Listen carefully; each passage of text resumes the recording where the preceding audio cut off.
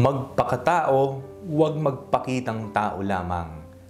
Ako po si Father Fiel Pareha at ito po ang ating segment, ang Daily Devotion, na kung saan tayo po ay magdarasal, magbabasa at magninilay kasama ng salita ng Diyos sa buong taon.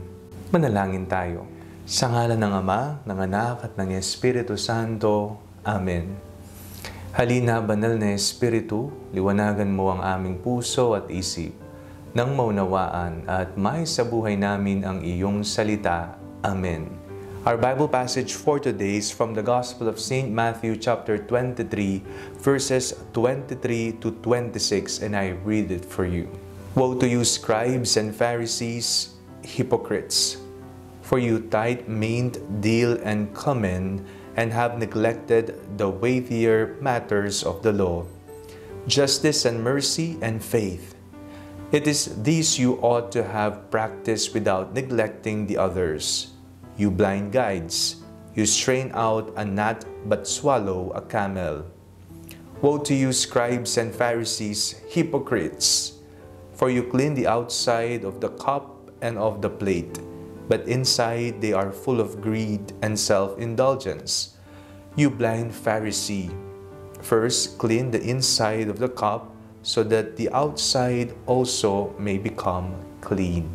Isang paalala sa ating lahat. Magpakatao po tayo. Huwag tayong magpakitang tao. Magpanggap. Kung ganun.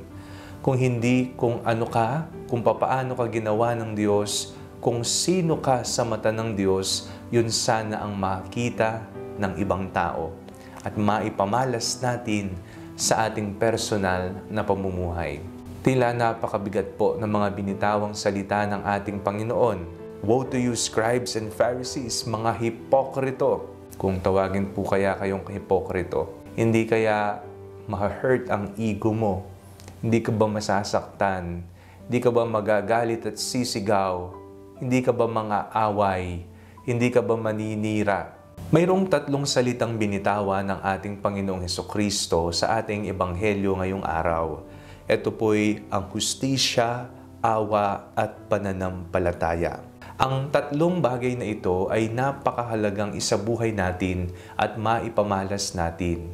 Madalas po kasi nagpapanggap tayong mabuti, nagpapanggap na nagkakawang gawa, nagpapanggap na tayo'y naaawa, nagpapanggap sa iba't ibang bagay.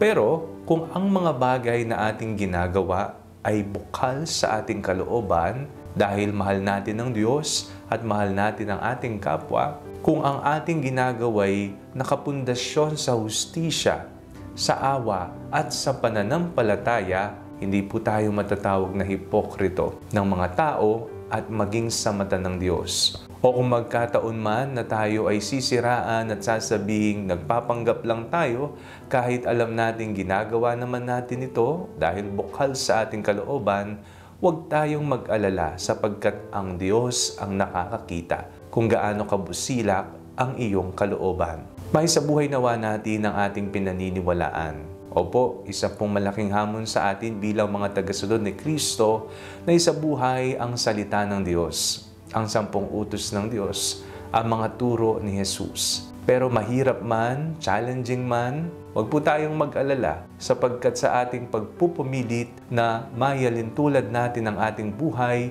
sa wangis ng ating Panginoon Kristo, tayo ay Kanyang bibigyan ng sapat na biyaya, ng sapat na grasya upang maisabuhay natin ang awa, hustisya at pananampalataya. Nang sa ganon, tayo'y tunay na nagpapakatao sa harapan ng Diyos at sa harapan ng kapwa-tao. Manalangin tayo. Panginoong Kristo, dalisain mo ang aming mga puso.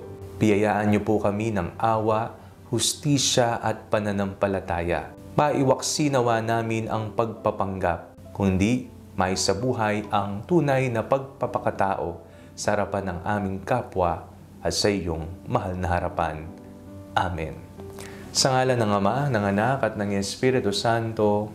Amen. Huwag po ninyong kalimutang i-like ang video ito, mag-comment po kayo and share it with your family and friends. Ang Panalangin Bago Matulog ay may sariling Facebook page na po. Huwag niyo pong kakalimutang mag-like at mag-follow dito, and do not forget to subscribe to our YouTube channel. God bless you po.